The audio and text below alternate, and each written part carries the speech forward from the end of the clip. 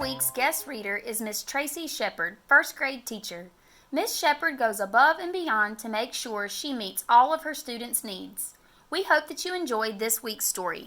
Hi, my friends. My name is Miss Shepard, and I teach first grade here at Fred L. Wilson Elementary School. Today's story that I will be reading you is called The Koala Who Could, written by Rachel Bright, illustrated by Jim Field.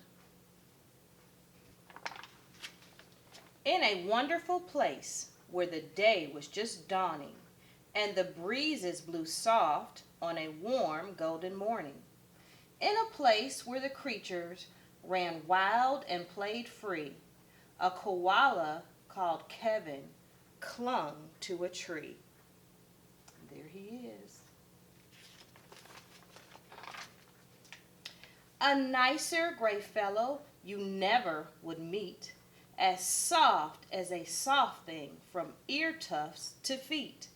His favorite way to relax in the sun was to cling and to nap and to munch a leaf bun. And after all this, well, he'd need a nice rest. Yes, Kevin liked sticking to what he knew best. You see, high up was safe since he liked a slow pace, while the ground down below seemed a frightening place. Too fast and too loud and too big and too strange. Nope, Kevin preferred not to move or to change.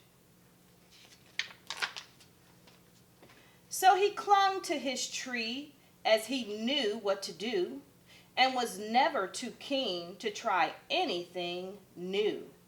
So when Wombat stopped by and shouted one day, "Hey, Kevin, why don't you come down here and play?"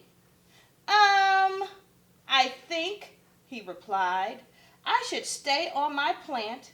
I'm busy right now. No, I'm sorry, I can't."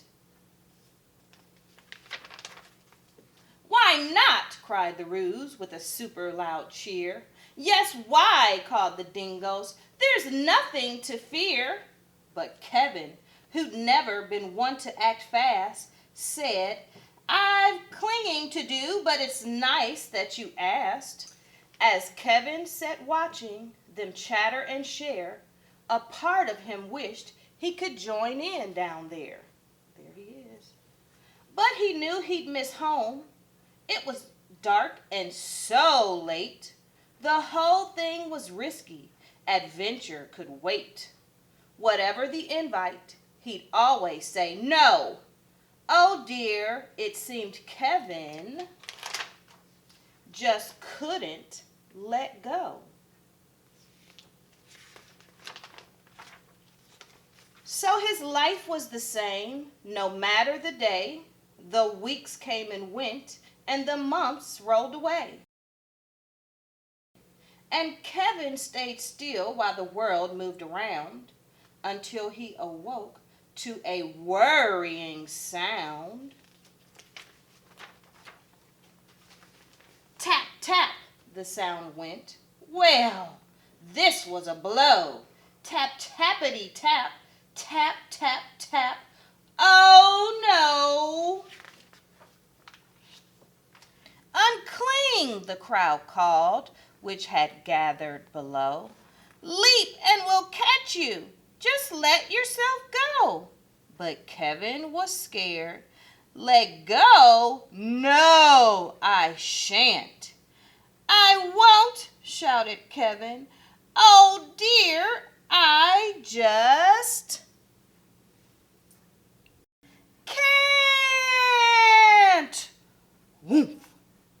Down came the tree, and with it was bringing crash and a wallop, a Kevin still clinging.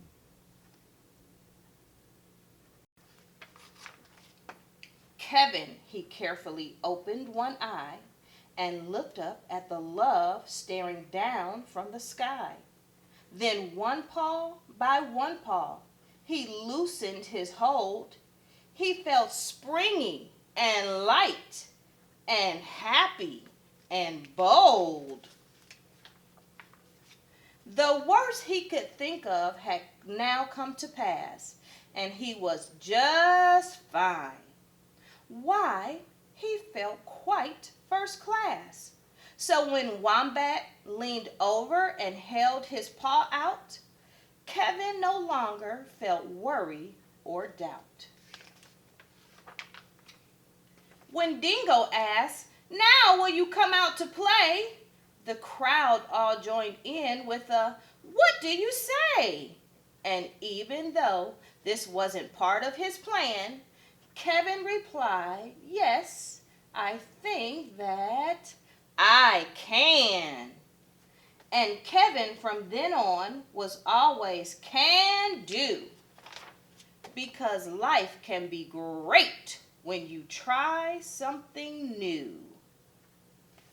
The end. I chose this book because in first grade we studied the region of Oceania, and in Oceania is the continent of Australia. I love this book because it teaches the students a great lesson.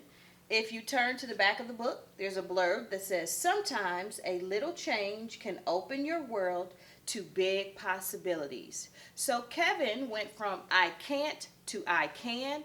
I love the illustrations, and I love how the illustrator and the author introduces plenty of Australian animals and the Australian environment in the story. Thank you for reading with me. See you next time. Thank you for tuning in to our weekly Read Alouds. We invite you to subscribe to our Fredo Wilson YouTube channel and follow us on Facebook, Twitter, and Instagram. We look forward to having you for our next Read Aloud.